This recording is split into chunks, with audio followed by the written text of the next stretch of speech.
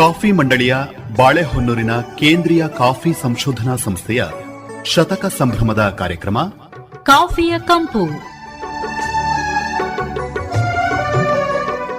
ಪ್ರಾಯೋಜಕರು ಭಾರತೀಯ ಕಾಫಿ ಮಂಡಳಿ, ಬೆಂಗಳೂರು. ಕೇಳಿ ಕಾಫಿಯ ಕಂಪು. ಆತ್ಮೀಯ ಬೆಳೆಗಾರರೇ, ತಮ್ಮೆಲ್ಲರಿಗೂ ನಮಸ್ಕಾರ. ಇವತ್ತಿನ ಸಂಚಿಕೆಗೆ ಸ್ವಾಗತ. ಒಂದು ಒಳ್ಳೆಯ ಕಾಫಿ ಆಗಬೇಕು ಅಂತ ಅಂದ್ರೆ ಅದು ತೋಟದಿಂದ ಲೋಟದವರೆಗೆ ಹೇಗೆ ತಯಾರಾಗಬೇಕು ಅನ್ನುವಂಥದ್ದನ್ನ ಈಗ ನಿಮ್ಮ ಮುಂದೆ ಪ್ರಸ್ತುತಪಡಿಸ್ತಾ ಇದ್ದಾರೆ ಸಕಲೇಶಪುರ ತಾಲೂಕು ಕುಣಿಗಾನಹಳ್ಳಿಯ ಎಚ್.ಎಸ್. ಧರ್ಮರಾಜ್ ಅವರು. ತಮಗೆ ನಮಸ್ಕಾರ, ಕಾರ್ಯಕ್ರಮಕ್ಕೆ ಸ್ವಾಗತ. ಸರ್ ನಮಸ್ಕಾರ. ನಾವು ಒಂದು ಸ್ವಾದಭರಿತ ಕಾಫಿನ ಕುಡಿಬೇಕು ಅಂತ ಅಂದಾಗ ಒಂದಷ್ಟು ಪೂರ್ವ ತಯಾರಿಕೆಗಳನ್ನು ನಾವು ಮಾಡ್ಕೊಳ್ಳೇಬೇಕಾಗತ್ತೆ. ಒಂದು ಗುಣಮಟ್ಟದ ಕಾಫಿ ಅಥವಾ ಒಂದು ಅರೋಮಾ ಇರೋ ಕಾಫಿನ ನಾವು ಮಾಡ್ಕೋಬೇಕು ಅಂದಾಗ ಅಡ್ವಾನ್ಸ್ ಆಗಿ ನಾವು ಏನೇನು ಮಾಡ್ಕೋಬೇಕು ಅಂತ ಅಂದರೆ, ಒಂದು ಗುಣಮಟ್ಟದ ತಳಿ ಆಯ್ಕೆ ಮಾಡ್ಕೋಬೇಕಾಗತ್ತೆ, ಅದಕ್ಕೆ ಸರಿಯಾಗಿ ಪೋಷಣೆ ಮಾಡಬೇಕಾಗತ್ತೆ, ನೆರಳಿನ ಆಶ್ರಯದಲ್ಲಿ ಬೆಳಿಬೇಕಾಗತ್ತೆ, ಸನ್ಲೈಟಿಗೆ ಎಕ್ಸ್ಪೋಸ್ ಆಗಿರೋದಕ್ಕೂ ನೆರಳಲ್ಲಿರೋದಕ್ಕೂ ಕಪ್ ಟೇಸ್ಟ್ ವ್ಯತ್ಯಾಸ ಬರುತ್ತೆ.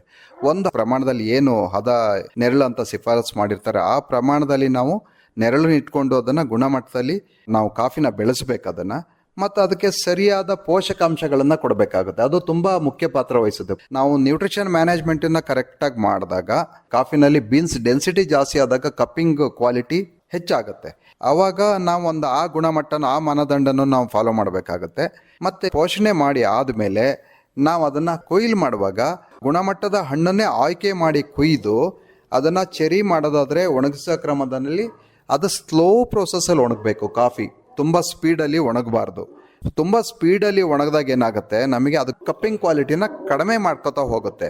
ತುಂಬ ಸ್ಲೋ ಪ್ರೋಸೆಸ್ಸಲ್ಲಿ ಒಣಗಿಸಿದಾಗ ನಮಗೆ ಕಪ್ಪಿಂಗ್ ಕ್ವಾಲಿಟಿ ಅಂತ ಏನು ಹೇಳ್ತೀವಿ ಅದು ಜಾಸ್ತಿ ಆಗ್ತಾ ಹೋಗುತ್ತೆ. ಮತ್ತು ಪಲ್ಪ್ ಮಾಡೋದು ಒಂದು ಸ್ವಚ್ಛವಾದ ನೀರಿನಲ್ಲಿ ಮತ್ತು ಅವತ್ತೇ ಪಲ್ಪರ್ ಮಾಡಿ ಪಲ್ಪರ್ ಮೆಷಿನ್ ಕಟ್ಸ್ ಬರ್ದಂಗೆ ನೋಡ್ಕೋಬೇಕು. ಅದರಲ್ಲೂ ನಾವು ಗುಣಮಟ್ಟನ ಕಾಪಾಡ್ಕೊಂಡು ಅದನ್ನು ಫ್ರೆಶ್ ವಾಟ್ರಲ್ಲಿ ಒಂದು ದಿವಸ ನೆನೆಸಿ ಮತ್ತು ಅದನ್ನು ವಾಶ್ ಮಾಡಿ ನಾವು ಸ್ವಚ್ಛವಾದ ಜಾಗದಲ್ಲಿ ಅದನ್ನು ಒಣಗಿಸಿ, ಅಥವಾ ರೈಸ್ ಬೆಡ್ ಅಂತ ಏನು ನಾವು ಟ್ರೇ ಸಿಸ್ಟಮಲ್ಲಿ ಒಣಗಿಸಿ ಅದೆಲ್ಲ ಮಾಡಿದಾಗ ನಮಗೆ ಒಂದು ಗುಣಮಟ್ಟದ ಕಾಫಿ ಬರೋದಕ್ಕೆ ಸಾಧ್ಯ ಆಗುತ್ತೆ. ಅಷ್ಟೆಲ್ಲ ಮಾಡಿ ಆದಮೇಲೆ ನಾವು ಹೆಂಗೆ ಶೇಖರಣೆ ಮಾಡ್ತೀವಿ, ಯಾವ ರೂಮ್ನಲ್ಲಿ ಶೇಖರಣೆ ಮಾಡ್ತೀವಿ, ಯಾವ ಗೋಡೌನಲ್ಲಿ ಶೇಖರಣೆ ಮಾಡ್ತೀವಿ ಅನ್ನೋ ತುಂಬ ಇಂಪಾರ್ಟೆಂಟು. ಯಾಕೆ ಹೇಳ್ತಾ ಇದ್ದೀನಿ ಅಂದರೆ, ಕಾಫಿ ಭಾಳ ಬೇಗ ಗುಣ ಕಳ್ಕೊಂಬಿಡುತ್ತೆ, ಅದು ಅರೋಮಾ ಇರೋದನ್ನ ಇದು ಕಾಫಿ ಹೀರ್ಕೊಳ್ಳುತ್ತೆ. ಅದನ್ನು ನಾವು ಮೇಂಟೈನ್ ಮಾಡಬೇಕು, ಸಪ್ರೇಟಾಗಿ ಸ್ವಚ್ಛವಾಗಿ ಶೇಖರಣೆ ಮಾಡಬೇಕಾಗತ್ತೆ ಸರ್.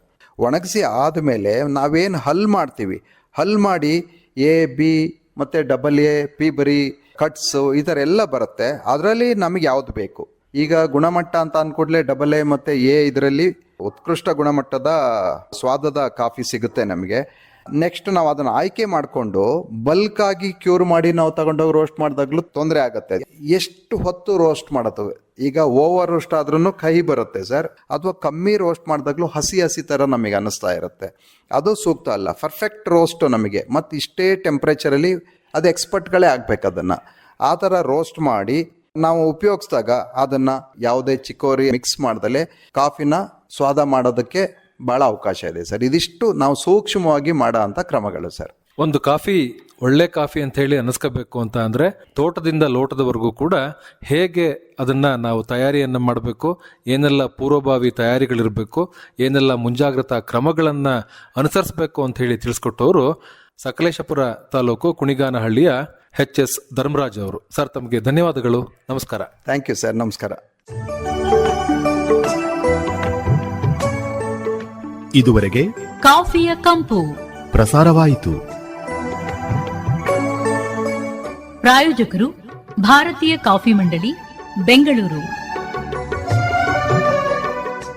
ಕಾರ್ಯಕ್ರಮದ ನಿರ್ಮಾಣ ಅರಕಲಗೂಡು ವಿ. ಮಧುಸೂದನ್.